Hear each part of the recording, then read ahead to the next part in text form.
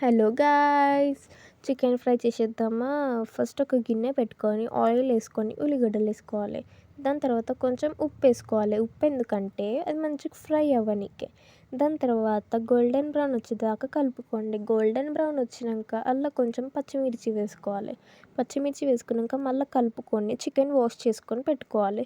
దాని తర్వాత చికెన్ వేసేసుకోవాలి. అలా చికెన్ వేసుకున్నాక మళ్ళీ కలుపుకున్నాక దాని తర్వాత అలా కారం, ఉప్పు, గరం మసాలా, చికెన్ మసాలా, ధనియా పౌడర్, పసుపు వేసుకోవాలి. దాని తర్వాత దాన్ని మళ్ళీ మంచిగా కలుపుకున్నాక ఏం చేస్తారబ్బా, కొంచెం సేపు మూత పెట్టుకొని వదిలేసేయండి. దాన్ని మూత పెట్టుకొని వదిలేసినాక దాని తర్వాత మళ్ళీ తీసినాక మళ్ళీ కలుపుకోండి. మంచిగా పీస్ ఉడకకుంటే అలా కొన్ని వాటర్ పోయండి. దాని తర్వాత చూడండి, మస్తుందిలే. మూత తీసి చూడంగానే ఇట్లా పొగలు వెళ్తున్నాయి అందులోకించి. ఆ స్మెల్కి నిజంగా కడుపు నిండిపోయింది కదా. దాని తర్వాత కొంచెం కొత్తిమీర వేసుకొని ఇక అన్నంలో వేసుకోండి చికెన్ ఫ్రై.